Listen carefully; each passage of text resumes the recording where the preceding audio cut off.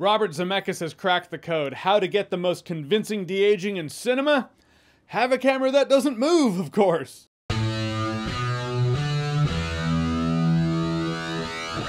So here is a film that reunites filmmaker Robert Zemeckis with actors Tom Hanks and Robin Wright, and it's a film that shows life and family through a couple generations in particular, all seen through the lens of one camera, one still shot that doesn't move. And it does have fun with that premise, not sticking to the forward trajectory of time's arrow, no. It bounces back to show us what this land looked like before the house was built, goes forward a little bit to show the next owners of the house, however brief, but more or less sticks with the life of Tom Hanks' character, starting out with his father in the movie, played by Paul Bettany. He and his wife have kids. One of those kids is Tom Hanks' character. That kid grows up to be Tom Hanks, and thus here it is. It's the adventure of life through one stagnant still shot in a house that doesn't move. Now, first of all, in the movie, Tom Hanks is great. He's great playing any age in any decade. We know that about him. No surprises there. I guess we move on. But Robin Wright's also great. Though talking about the actors, it feels like I'm not even talking about the movie yet. There's a difference between talking about the actors in this movie and talking about the actual stars. The real stars in this movie, the house for one, which is really impressive, to be honest. I always like it when a building or spaceship, we'll call it the Enterprise, feels like a character. Movies, shows, entertainment doesn't always stick the landing there. I'm glad this movie did. At a point, you're invested, like, are they gonna sell the house? Should they sell the house? Oh, we've been in this house for so long, I don't want to see it go. And then you realize,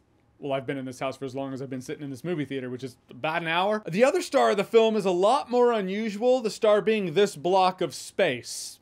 In space-time. And again, there is some fun with that. You see the past, you see these trees. Then it'll show another part in the past, and those trees are there, but they're bigger. Even in the modern age, you can see out the window, and you can tell that is still the landscape. That's what strikes me as unique here. A lot of other movies we've seen that deals with the past, present, future, the passage of time, and you can tell they changed locations. The landscape is different. As landscapes do change, there is always a connective tissue that keeps it feeling like, yeah, this is actually the same plot of land, just in a different time. That actually strikes me as one of the more unique elements of this movie, other than the still stagnant camera shot that never changes. And like I said, there's some fun play here. You know, these squares will appear that look like postcards, but they're kind of windows into what's happening in that house, in that space, or not the house. The house isn't built yet. Maybe it's the wilderness in another time. It gives you this interesting, introspective, unique feeling of a thread connecting events as they go through time. In true Robert Zemeckis fashion, you can tell which decade you're in based on what's playing on TV, what music is playing, what phone is on the counter. Movie definitely could have been shorter, not gonna lie. Seemed to be 2 hours, including trailers.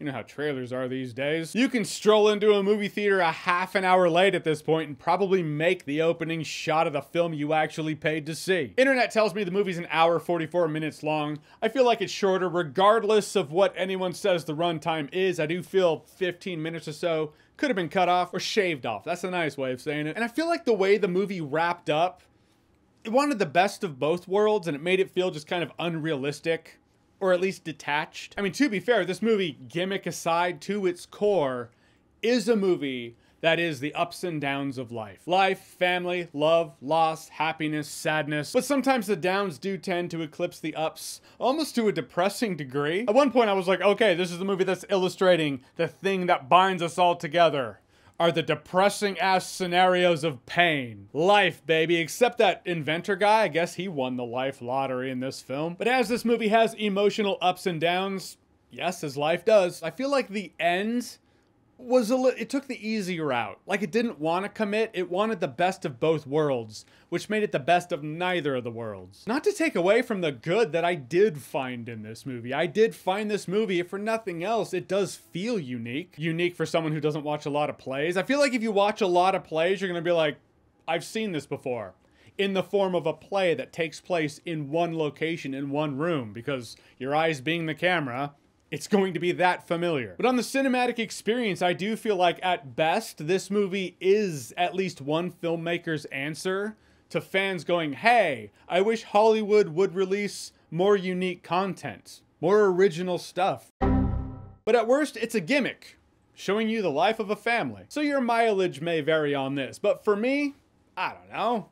I found it to be cute. It's the ups and downs of life that you've seen in other movies, just in a unique, gimmicky kind of way that makes it feel a bit different. But if you've ever stopped to think to yourself, hey, what was going on in the house I currently live in before I lived in it? Or what's going on in the house I grew up in now that I'm not living in it? The movie might just speak to you. I had myself a good time with Here, no alcohol required. Funny thing is, at the beginning you see the meteor that killed the dinosaurs, but it's at the same view, the same angle, the same camera.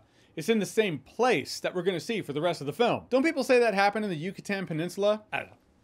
In any case. All right, so Here, have you seen it? What did you think about it? Or what's a movie that in its characters and overall story is probably familiar, but there's something about the execution that just makes it feel unique and a little different? This sounds oddly specific. You forget I said it. Enjoy your day. But if you want to, whatever you think, comment below, let me know. And as always, if you like what you've seen here and you want to see more, click right here to see more.